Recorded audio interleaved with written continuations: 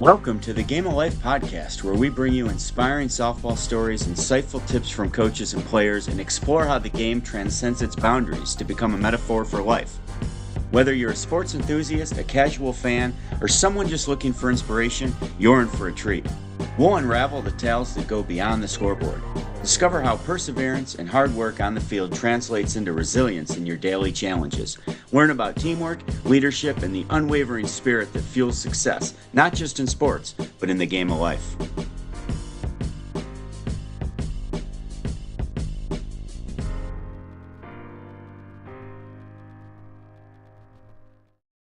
Welcome back to another episode of the Game of Life. We got a good, fun episode for everyone tonight. So hope you're ready. We got Abby Packard on the phone tonight, so I'll let her introduce herself in a minute. But Abby and I go way back, played high school softball together, played against each other in college for one season, I want to say. So yeah, Abby's awesome. I'm really excited to have her on, and she's got a really cool story, and it's just a great person in general. So Abby, with that, I'll throw it over to you. If you want to introduce yourself, tell everyone a little bit about yourself. Well, thank you guys so much for having me on here. I was really excited when I got the text and for the invite. So, yeah, I'm Abby. I'm a first-year grad student at Duke, but I just recently graduated from UMass Amherst. I played softball there. I started off my college at UMass Lowell, so I played 1 year there, and then I finished 3 years at UMass Amherst. I was a second baseman. I absolutely loved it. Like Allie mentioned, we went to high school together. We got to play travel together. Allie's one of my role models, so I'm really excited to be chatting with her today. And yeah, so I'm in physical therapy school right now. Still kind of trying to stay involved with the game, and yeah, so. We'll go from there. It's so funny how you can recap your entire story in like 20 seconds, and there's so much to unpack. It's awesome. So I guess we'll start. Take us back to kind of growing up and even through high school, right? Like, how did your softball journey start? Is playing college something you ever saw for yourself, basically from a young age? Yeah, so when I was little, I did the T-ball thing. My dad was a baseball guy. He was an umpire. So I think he was just excited to like kind of get us involved in some capacity. And my sister and I kind of ran with it. My brother, not his kind of thing. So love him. My sister and I both kind of ran with it. We played some baseball for a while, and it got to a point where they're like, you gotta like actually go play softball now. So we went over to softball, kind of just fell in love with it from there. I guess like looking back at it now, I can't really imagine life without softball. I don't remember life without softball. Yeah. So it's kind of funny. It's just like part of my day to day. But played, some rec softball, some Cinderella, kind of was like, oh, like I can kind of play a little bit. Kind of good. Yeah. Oh, not bad. So I joined one of the local travel teams, and then I kind of went from there. I played with a couple different local travel teams, and then I went where I played with you on the Tremors to finish off my career. Yeah. Crazy. Yeah. A lot to unpack there, yeah. But played in high school, played in the same high school as Allie. And that was awesome. I feel like we had a pretty good group. We were a very good team. It's kind of a bummer, at least my senior year, 2020, like got booted. But I feel like we had a lot of talent come through there every year. So I know not everyone has that experience where the high school season is very beneficial. But I feel like I was always out of my comfort zone because I was playing a different position, and I was genuinely being challenged every day because there was really good players on the team.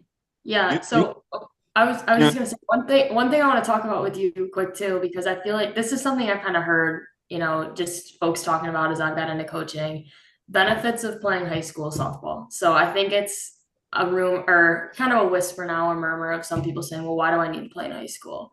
Right? Why can't I just play travel? So obviously I'm sure you know how I feel about that. I think it's a great thing to play for your community, right? And go through different sort of coaching styles and adversities, and you may have a different role than you do on other teams. But I'm curious your aspect of that too. If you think it's beneficial for girls to play for their high school team. I absolutely think it's beneficial. So, like I said, it gave me an opportunity to play and compete with different people. And I also think that it kind of says something playing for, your community. So like, playing for your college is kind of similar to that. Like I'm representing this place that I'm in, this town, the people, this community. And high school kind of gave you like a taste of that. And especially because, it's your hometown, like you're proud of this. Like these are girls that you played all-stars with in 8U. Like it's just fun to reconnect with a different group of people than you might be playing in travel ball. But also, like I said, you're competing for different positions. Like you're learning from a different coach. You're experiencing different styles of practices, coaching styles, the whole 9 yards. I think absolutely like play high school ball. It's amazing. And you guys came from a great high school. I mean, back in the day, almost every one of your players went to college to play softball in some division, It's you know. crazy. Yeah. That was a big adjustment when I actually took the team over, laughing because I'd never coached when you guys played. But it's starting to get back to that, and I think there's so many benefits of school ball. Like you actually play 7 innings. It's not like hour 40 drop dead, change the pitcher with 2 minutes to go and stall. No, like you have to finish. I think some travel pitchers struggle in high school because that they don't pitch 7 innings ever. Yeah. And you're only playing one game. If something goes bad, you don't have, oh, ice cream treat. Next game, I'll go 2 for 3 because I'm playing. And like you said, you're playing for your town. It should mean so much to you. And you don't pay, so you don't have, there's no pressure to play you in a game. I mean, Allie, you struck a nerve with me. I know Abby's the guest, Oh. but Oh. you struck a nerve. I Yeah, think I know. there's been so many benefits of travel ball too, especially exposure if you play for the right teams. But I think that the high school ball is so underrated, at least if you're at a good program. Yeah, and I think a lot of people sometimes it's, well, I don't like my coach.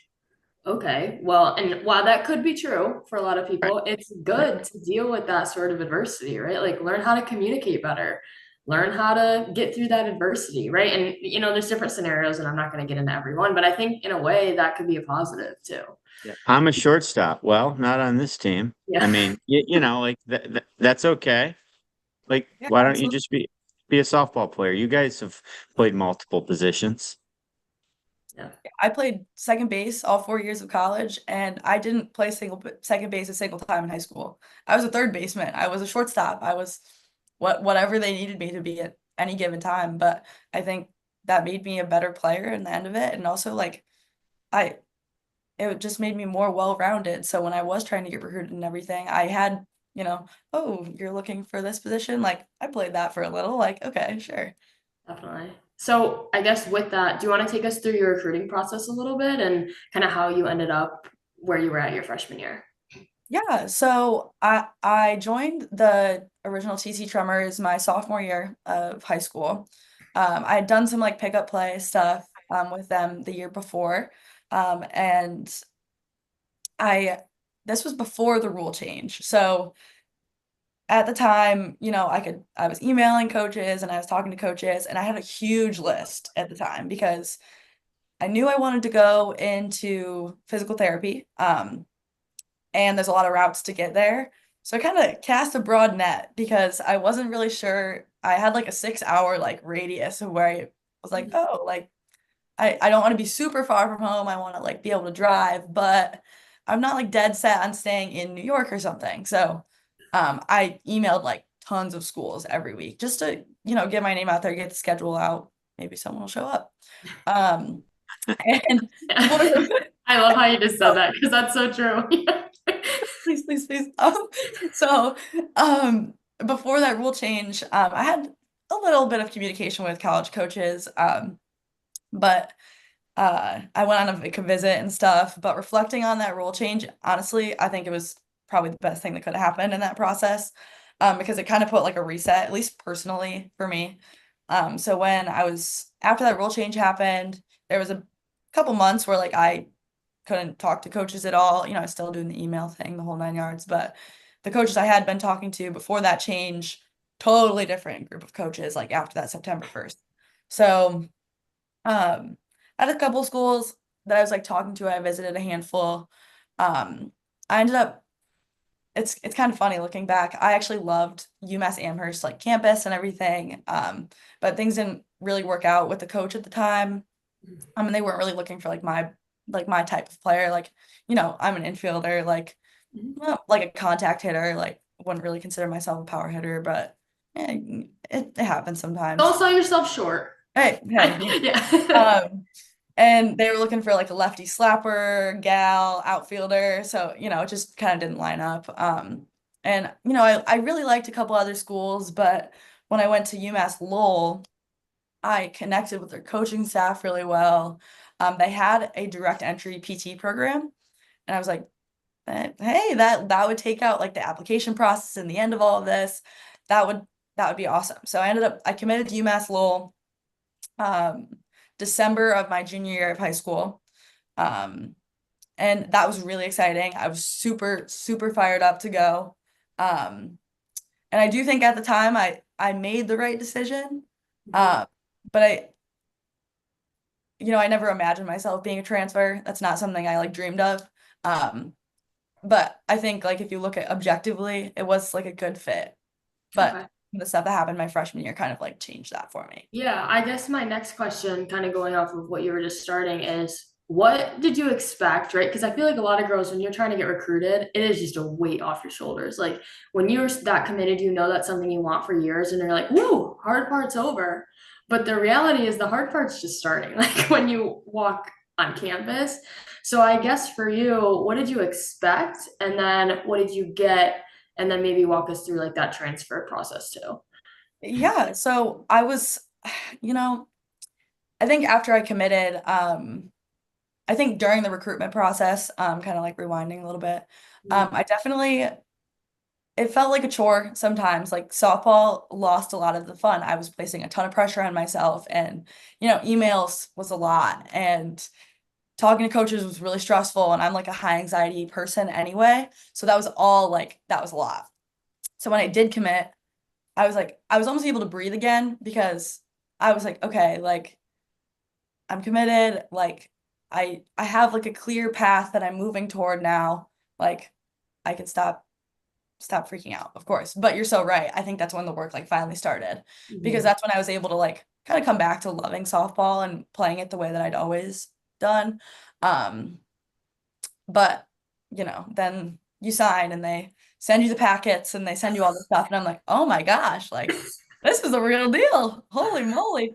Um, so I knew it was going to be a lot going into it. Just like, watching you and watching the girls that had graduated before me and the girls that I played travel with, I had a pretty like good idea of what it might look like. Um, but it was kind of a culture shock going in. Those like 6 a.m. lifts, 4-hour practices. Granted, it was still COVID. So my freshman year was a little weird anyway. We had to do like small pod practices and stuff. So we would go and like practice with 2 other people, and that's who we would practice with every single day. And we would get tested multiple times a week. So if someone went positive in our pod, we like couldn't practice or, Yeah. the whole thing. So going into that season, we really hadn't done much as a team. So like even into my freshman year spring, it was like I still really don't even know what I'm getting into here. And that was an abbreviated season. So we played, I think, 26 or 7 games. So that's like half of a season. Uh, and we didn't fly, we didn't do any of that. So even I don't think I really got a taste of what it was actually going to be like until my sophomore year. Um, but yeah, I don't know. So some stuff happened like Yeah. uh at Lowell, and basically at the end of the year, I really wasn't super happy at the school, Mhm. but I loved my coaches. Which So can happen. Yeah. It can happen. and a lot can happen in a year. Of course, it was COVID, so things were different. And I kind of realized I didn't love Lowell itself, like the area. Mhm. And I was like, oh, I don't know. And then, like I said, some other stuff happened. And at the end of the year, my coaching staff left, all of them, like athletic trainer, all three of my coaches, Zoom meeting. We sat down. I was sitting on my porch at home, and I'm like, oh my goodness, like they're all gone. So that was really hard because I loved them. And I was like, well, I'm sitting here looking at like a pros and cons list of like, what, like, do I want to stay or do I want to enter this transfer portal? And I know there's, like I said, you never really imagine yourself entering that transfer portal. It's like, I'm committed, like, I want to go here and I'm going to graduate from here and it's going to be awesome. But after some very long, hard conversations, I did decide to enter that portal. And honestly, like to this day, I'll still tell you that was one of the best things I've ever done. Because so it kind of worked out that my coaches, they were all, well, two of the three of them that I played for my freshman year actually went to UMass Amherst. So I entered the portal and, it's one of those things where I like texted my coach, hey, I'm in the portal, just so you know. Like it was kind of fun. Yeah. And everything kind of went from there. Like it was really stressful because I felt like I didn't have a home again. Felt like I had started again from like ground zero. But it worked out in the end. There was an awkward period of time where I knew I kind of wanted to go to Amherst anyway when I entered the portal because, my coaches were going there. I loved them. I had already visited, done an overnight at the campus, everything. I loved it there. They have a great kin program. I was like, this could work out. And it did, thankfully. So there was an awkward time where I didn't have a school and it was like all of the awkward, like, oh, like, let's get you on campus and like redo all this stuff. Yeah, but that was a lot. Yeah, that's got to be super tough too, because I know, right, like you said, you go somewhere and you're like, this is it. Like, I'm committed. This is my family. This is my home for the next 4 years. And that, especially when you're a committed person like yourself, you don't ever see that happening. And I think it's tough, but honestly, good for you for making that decision and sticking with it. I think a lot of girls, unfortunately, what happens too is they get to that decision and they're like, well, I'm just not going to play anymore. And I think that's really tough too. So good for you for sticking with it and finding, that place you could call home for the rest of your career. Because watching you live that out was awesome. Yeah. Yeah, I think like in that decision, I'm like, well, like, do I even play anymore? But then it's like I can't really imagine my life without softball, and I didn't really like want to stop. But it almost like that would have been almost like the easier route, I think, was just being like, I'm gonna finish my degree here. I was already in the early entry PT program. But looking back, that had to happen for me to be where I am right now. And like I'm so happy it did. Yeah. Yeah. But if you asked me in that time, I would have been like, this is terrible. Oh my gosh. Yeah. Didn't necessarily have the perspective you have now. Let's just call it that. Yeah, like very much better perspective looking at it right now. Couple things. Transfer portal, I mean, it gets talked about a lot, but I think if your whole coaching staff leaves, it's okay if you leave too. Obviously Allie's sister Jenna transferred, back in the day. And I think transferring's okay if you tell yourself, do I want to stay and not play? Do I want to stay in a situation I'm not happy in, or do I want to end my career on my terms, right? And sometimes I think people just do it for the wrong reasons, but I think yours was justified. Not that we have to go back in time and you need my approval or anything. But and then your story's so awesome because listen, I teach seniors. I've been trapped in 12th grade for 20 plus years, and I see so. Yeah, I know. It's all I can do to behave during this podcast and be an adult. But I see it every year with so many athletes. They sign. Ellie and I always talk. Our local area gets so much press when you're in high school. It's like you're a rock star, and it's fun. But I think everybody thinks the hard work's done, and then you're going to go to school and live happily ever after in college. And that's all I can say is that's like finally getting your dream job and think you don't have to work anymore. Or to think your boss might not leave or to think the company might get bought out by another company. Like there's so many things that will make your career will make you go through adversity. But for some reason, to a 17, 18-year-old athlete, you just think your story's been painted once you sign.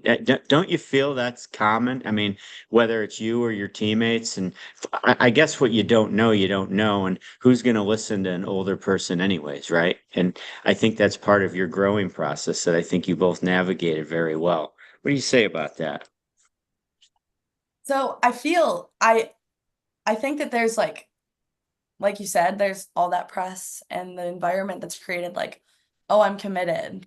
So even sometimes in travel ball, we kind of fall into that trap where it's like, like our committed girls aren't going to get as much time this weekend because there's a lot of coaches here. Like I not necessarily in the organization that I played in, but you do see it in other places where it's like, oh, our committed girls, they're not coming this weekend, or they're not showing up, or they're not, X, Y, and Z.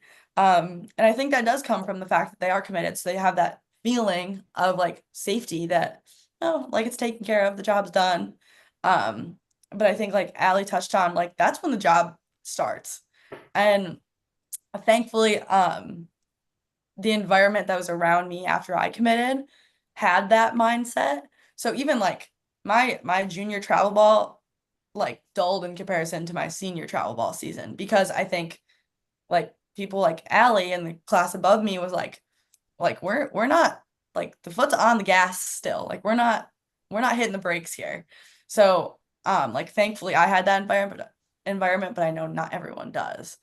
So I think it's a really common trap that people get stuck in. And then they go to college and they're, I hate to say behind, but I don't have a better word for it, because they Yeah, did, you know. Yeah, you definitely. use the word safety and commitment. I love it because the safety of feeling committed is actually so ironic because never will you need to have more commitment than the next 4 or 5 years of your life. Like none like you can ever imagine. You just can't know till you go through it. Yeah. Yeah, and I Yeah. think there's a lot more. So the verbal commitment is like a drop in the bucket. So like, oh, it's so easy to be like, oh, like you want me to come play for you and you're gonna give me like X amount of dollars, and that's awesome. And yeah, like your colors look good on me, I'll come, sure. Um, and so it's so easy to be like, I'm gonna commit, and this is so fun to like tell people I'm going D1, D2, D3, I'm going to this school, I'm going in this program. But then once you get there, it is a whole different kind of commitment that they're looking for. Yeah. And I think that kind of gets lost in the translation of everything too. Because, like I said, I verbally commit and I'm still working and stuff. But in a way, they kind of like they run your life a little bit, at least for like parts of the year, So that's a whole different level of commitment than that whole verbal thing. Definitely. So speaking of commitment, let's jump forward to your years at UMass. So when you first got there, what was your role, right? Throughout those 3 years, even did you start right away? Did you play every single game? Did you switch positions? Did we have any injury? Like what kind of happened on those 3 years? Yeah. So I came my sophomore year, and it was the new coaches, and I was a transfer, and I think there was a little bit of like a stigma around like the fact that I quote unquote came with the coaches. So that was kind of like a ice I had to like break with the team a little bit. Um, I think that was more internal than external, though. I think I was maybe making that up a little bit. But like I didn't want people to think I was like some, I don't know. Anyway, Yeah. so I came in, we had an awesome fall. I loved my team right from the get-go. They were like super accepting. They were like happy to have us there. They bought into our coaches like message, the whole 9 yards. Um, and then I got really hurt. So I herniated a disc in my lower back during a lift. Um, and so I like literally that day I like finished the lift and everything, and then I woke up the next day and I like basically couldn't move. Like I couldn't dress myself. Like it was terrible. Um, so that happened in November. So we had basically like almost finished the fall at that point. That started like a really long like rehab process because I lost a bunch of like sensation. I couldn't sit down for a long time. I couldn't lay down. I couldn't like I really couldn't do much. And it was right in my lower back. So it was just brutal. Yeah. So went through rehab that. And that was really, really hard. But right in the middle of that, my sister signed to play at UMass Amherst. So that was kind of like a bright moment in that like tough time because I knew like after my sophomore year too, she would be there. So that was really awesome. But Yeah. anyway, rehabbed everything. And I got to a point where I could play, which was kind of surprising because I feared that year was going to be a wash after that. Um, so I kind of started the season a little bit. I played some second base. I touched the outfield briefly. Not an outfielder. It showed. And, But we did it. But we did it. but I was there. I had my glove on. Okay, it was awesome. We touched the grass and we had our glove on with a smile on our face. Yeah, whatever. But I kind of started the season playing a lot, and then my hitting just wasn't where it should have been. And my body was just still not like in a great place. So I kind of finished that season and more of a like I was on the bench a lot and that was fine. But I think I genuinely needed that because my body was still like nowhere it should have been. So I continued rehab through that entire summer into my junior year, which is when things really started to click. My sister was there, which is awesome. I think that's a really unique experience to play at the Division I level with your sister is like so cool. And so I had her there and another year, my whole class, like I had a pretty big class, there was 8 of us, and we were super close. Like we had each other's backs, and of course, 8 of us, that almost covers the whole field. And it ended up like our senior year where like we had a very old team. So we had a lot of experience playing with each other. Like I played second base and my shortstop and I like I didn't even have to like look and I knew she was there. Like it got to a point where it was like creepy our senior year. It was weird. And like you can ask anyone on our team and they'll be like, Yeah. we can't get into that. Good vibes. Yeah. But yeah, and so sophomore year, kind of going back on that team level, it was a really disappointing season. We just did not play to our potential, and that was a bummer. But going into our junior season, stuff started to click a little bit better. Still ended in a bummer. It wasn't it was kind of a heartbreaking end of the season. It was really sad, like just Yeah.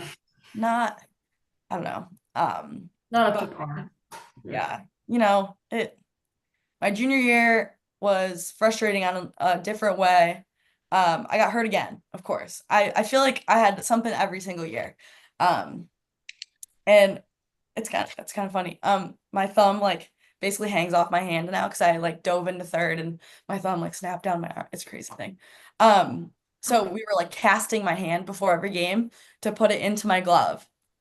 So that was really challenging because me and my shortstop, who we vibe really well together, we both were kind of off that season. Like we led the A10 1 and 2 in errors. Like it we look back at it and we're like, we led the A10 in a stat and nobody knew what the stat was. But that was really hard, like mentally, because we were frustrated. Stuff physically wasn't really clicking, but like we had the talent as a team, and that was a huge bummer. But we stepped into our senior year with like a whole new fire. I don't know what like really changed from junior year to senior year, but something clicked. Like we came out guns a-blazing. We, obviously any season has its ups and downs, but we had that old team. Like we came out with the intent and like with that purpose to win a championship. And everyone was bought in, like top to bottom. So it was like you felt it in your gut when you stepped into Yeah. practice, where it was just like different. So that was incredible. Like going out and on that note, we didn't end up winning the championship. But we could have. And like there wasn't any question about that up until like the very last inning. Like we ended up beating a team that had beaten us like historically like 15 or 16 times in a row, and we won the series. Like we beat them in postseason, and it was like it was just crazy. So something shifted last year in our program, and like in a weird way it made it like almost okay that that was like the end for me. Right. So how's your body holding up after all that softball? Because I think that's something people don't think about when they go to college, you know. It's hard to know what to prepare for physically. Then when you're there, it's hard to stay healthy, like you were just talking about. Yeah. Thankfully, I had a wonderful staff. So our athletic trainer, like we got really close, and I would not be doing what I was doing in the timeline that I was doing it without her. So like absolutely 100% credit to her. And the strength coaches that we had after that were incredible. They would adjust the lift plan and like make sure I was rehabbing whatever I needed to do. So that was incredible. But looking, if you ask me right now how I was feeling, I feel old. I do. I'm 22 years old and I have a chronic back issue that's really never going to go away. Ideally, I mean, what happened was hopefully out of the ordinary. Like people our age don't have stuff like this. But it definitely takes a toll. I feel like even just the soreness, like I can't even put it into words, like sometimes how you would even just feel when you were in it. But afterward, like it took my body a couple months to heal. It felt like just like the little aches and pains that would come with it. And, my body moves in like a little bit weird ways now. And like I'm in PT school, so I'm actually finding this out. The way I do things is a little different. And I definitely credit that to the thousands of hours I spent as a softball player. So like just something to be aware of. Not really like I know a lot of people come out of it and they're like, I'm gonna run a half marathon, Allie. And Okay, it didn't necessarily feel good. It was what else can I do to hurt my body now that I'm not gonna lift anymore? So some people are like, I'm raring to go. I want a new challenge. And I needed to take some time to heal. But I think there's a good range of what people are feeling, but that's definitely not talked about enough when you go into it. So. Yeah. I want to talk about too, touching on that, just like the gratitude piece of being able to play at that level and like never truly knowing what's going to happen. Because I feel like the one thing I always remember about playing with you is you were just super positive and excited to be there every day. And I feel like we both tried really hard to be like that, of just, you know what, this day is kind of sucky, but we're at practice now and that's okay. And I just feel like it's super important to try to have that mindset, because you truly never know when things like that are going to happen. And like you said, like that is such a fluke thing that happened to you. And I remember you going through it and it's awful. And it's just like you gave it everything you had every time you stepped out on that field, and it was electric to see. And I think like that's super special too. Thank you. Yeah. I think I don't know. I think it's important, like especially, when things aren't really going great, is to take a step back and realize like how lucky we are to like be in the position. Even, to have high school coaches, to have a high school softball field, to have like the ability to play travel softball, to be in like a town where there was resources available. And I like how lucky am I to even like have the physical capabilities to even like throw a ball. Like I think you kind of need to take that step back and be like, wow, like what we are doing is so cool. And it's like in the grand scheme of things, it's rare. Like and I mean, I know that comes like from a lot of hard work and like perseverance, but like it takes a village to get to where we are. So taking a step back and being like, wow, like people have sacrificed things in their own lives for me to be here. Like even during my time where I was injured, I was like, how lucky am I if this was going to happen? to have the medical staff that I do and have the resources that I do have and have the team that is so supportive and the coaches. And I could go on forever about that. But like Yeah. taking a step back and giving yourself that really broad perspective of like the fact that we're even like that I have a softball glove and that I was taught how to throw a ball is like incredible. Like Yeah, and that is I think that's a life thing too. Like I think a lot of people, the natural response is, "Oh, woe is me!" Like everything's about me. No, how like you wake up every day. How lucky am I to be awake today? Like, and it sounds so silly, but I just find truly when you live like that, you're able to see the good in everything. And I think one thing my sister and I honestly talk about a lot is if you try to split your day up into four parts, right? Like 9 to 12 then in the morning could suck, all right, but 12 to 4 is going to be really good.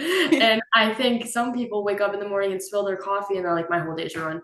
And I just never want to live like that. And I think it's really easy to, but to your point of, being grateful in the sport you play, that's 100% a life thing too.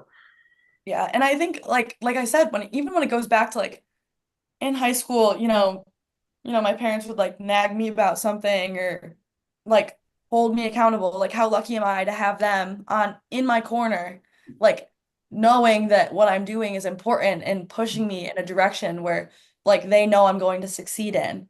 Like I remember like, my dad and I would go at it over these recruiting emails and like I thank God I had him on during this whole process.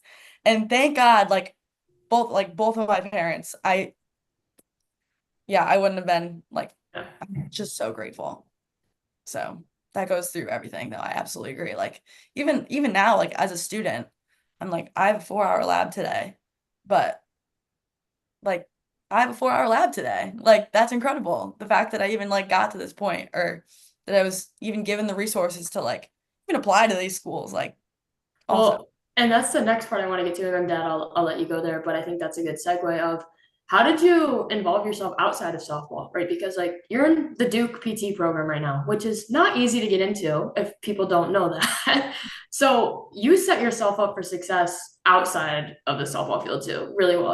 I mean, I know the answers to some of this stuff, what you're involved in and whatnot, but do you want to just kind of share what you got involved in outside of that, and how you kind of set yourself up for success after your playing time was over? Yeah, so as a student athlete, I kind of had like a cool opportunity to be a part of the nonprofit organization called the Hidden Opponent. So I do a lot of work with like student athlete mental health. Right now, I'm actually like a head campus captain, so I have like 15 athletes that I oversee. And I kind of help them like get go through the program. I help them like set up mental health events. I kind of help like with their education because there's a bunch of like educational components that we get for free through the program, which is really cool. So I did a lot of work with them. And I still do. And also I had a really cool internship my senior year, where I worked like 300-ish hours with our football team, where I got to work as a student athletic trainer and like I was on the field, I got to go to their games, I traveled with them.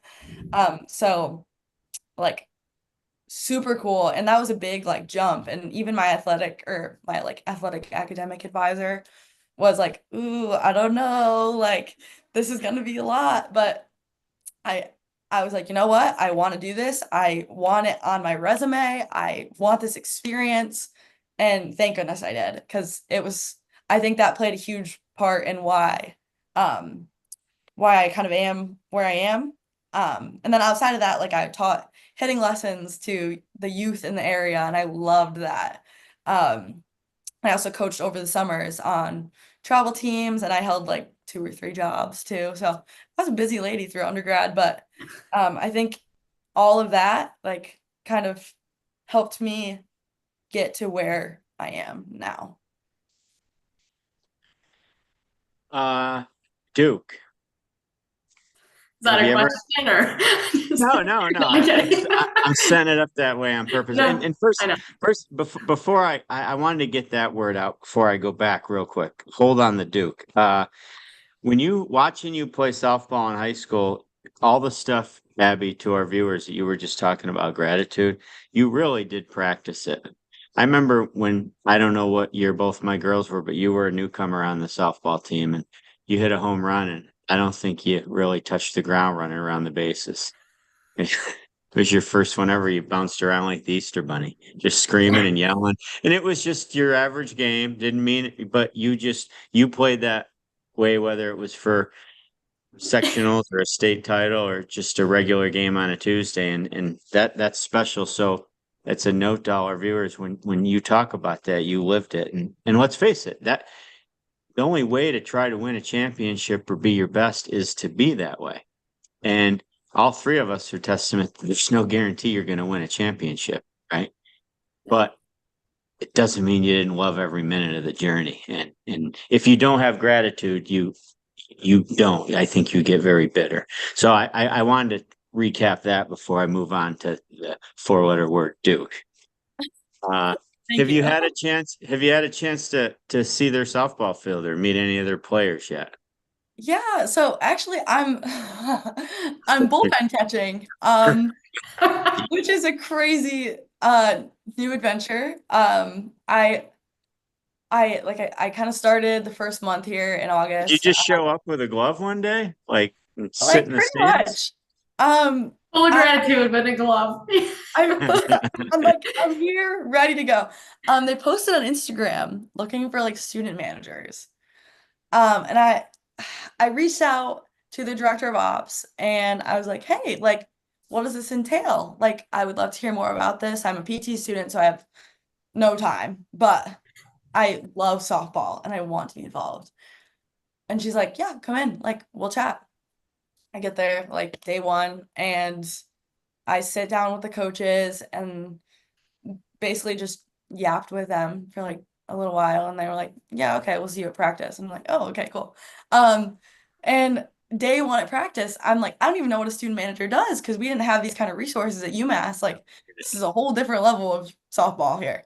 And they hand me a glove and put me in gear and I'm catching Cassidy Curd on day one. I'm like, she throws 70 miles per hour. And I played second base. Okay.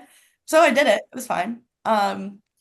And they last week they gave me a glove and gear and they're like, yeah, we're keeping you, I guess. Yes.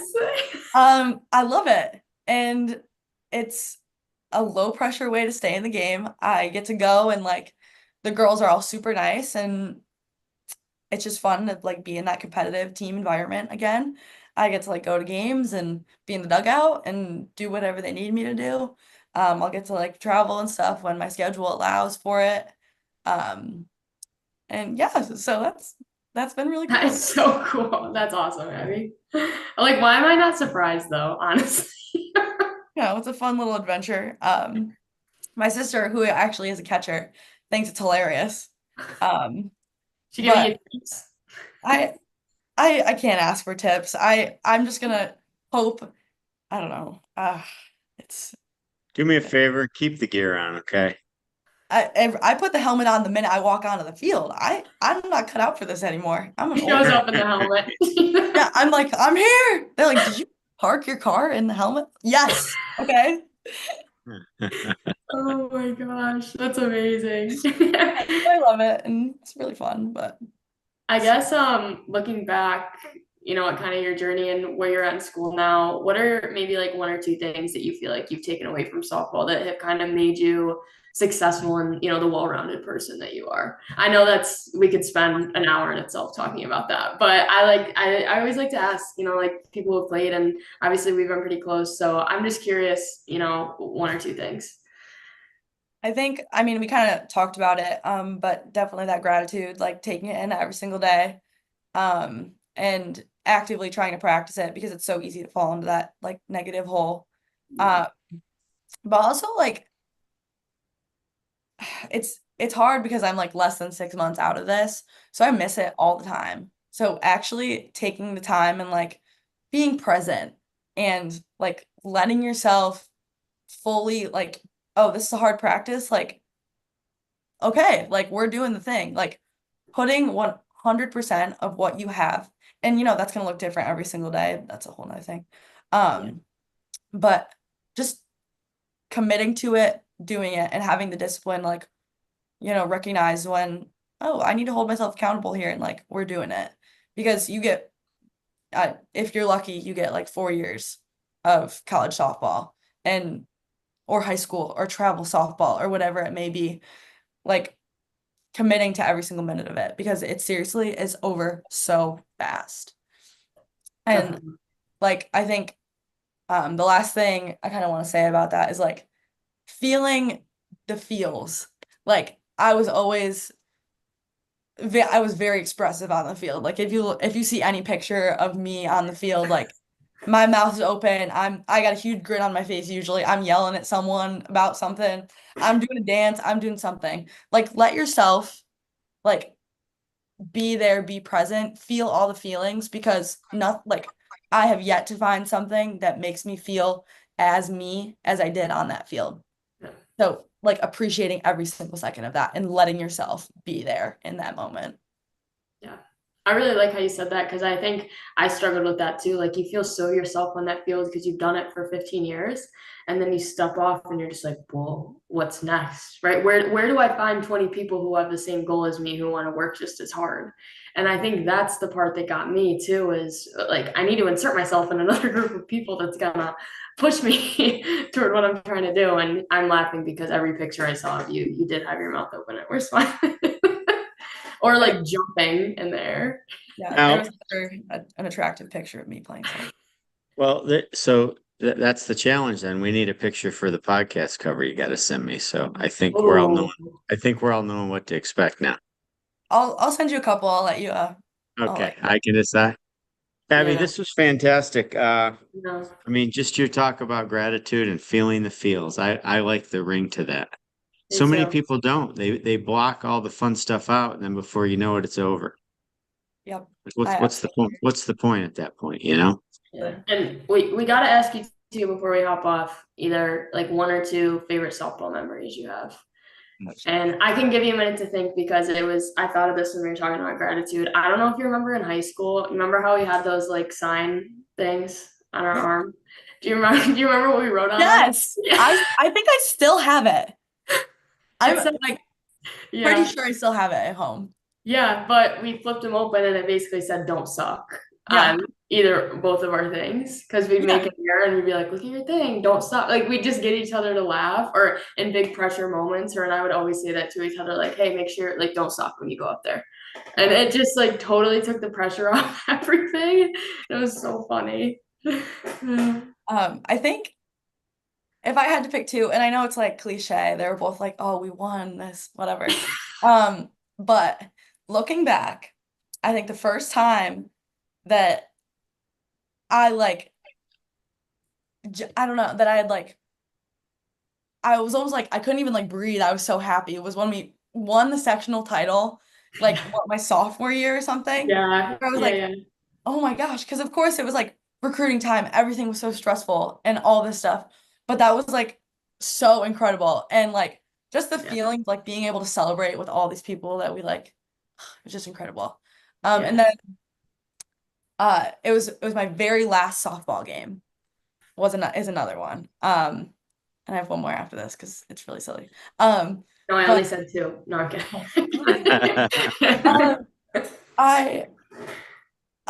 It was our last softball game. We had lost one in the tournament already. It was double elimination, and we were down. It was the last game, and I can't even tell you who we were playing at this point. And we had like what, an inning and a half left, and it was pouring, and we were losing. And I'm sitting here hoping and praying and almost like begging the universe and like God and whoever would listen to like give me more time. Like, please give me more time. And then we went into a rain delay. Like, and I think about this time, and it was like, it was a gift. It truly was. Because we were losing. It was, we were all getting that point where we could like feel the emotion. And we're like, oh my gosh, like it's over. And it wasn't, but it was impending doom. And we got a half an hour in the dugout together, and we had a dance party and screwed around, and like we went back in and we scored a couple runs. We still ended up losing the game. But like looking back on that, it was almost surreal. I was like it was answered in that time. They knew we needed more time as a team, and it was given to us. So like I have chills whenever I think about that. But my last one, my sister had a home run. It was a home game. Um, Freaking just parked it over the fence, and I was on base, and it was the coolest thing ever. And like I got to be the one to like give her the home run hug for like her first one, and it was incredible. And my parents were there, and it was just like it was seriously one of the best days ever because it was so fun, like growing up with her, watching her play softball, and then being on that level, on that stage, and like, whoa. And I got to be on base for it. It was so much cooler that I like, it was just, it was like a we made it moment. It was so Yeah. cool. So And I think I hope everyone can see when we talk about this gratitude stuff how lit up her face just got when she told all three of those stories. So there's your proof right there. Yeah, I mean, and that's a big part of gratitude, joy in others and celebrating the Yes. small wins because they're so much more meaningful sometimes when you realize all the work you had to put into that moment. Yeah. so cool. And I Abby just Packard, yeah. it No, it was oh, go ahead. Go ahead. no my little last favorite fun fact, I was Abby's coach for 2 weeks in high school. I was 2 weeks. I was hired as the assistant, and then 2 weeks later I mean, the only thing that could have stopped us from winning a state title that year was a global pandemic. It was really Right. it. So she owes it all to you, is what you're saying, basically. Yeah, Pretty yeah, much. Yeah. yeah. I taught her a lot in those 2 weeks. Abby, thank you so much. This was awesome. Thank you guys Yeah, so much Abby. for having me. Yeah. Yeah, make sure you catch up when you come back in town and out. Yes. Send us a picture next time you're in your catcher's gear. I will. Please I will. do. Absolutely. Or Yeah. just wearing the helmet around campus. We don't know. You know, people wouldn't even like bat eyelash at this point. You always got to stay ready. Yeah. Thanks, Abby.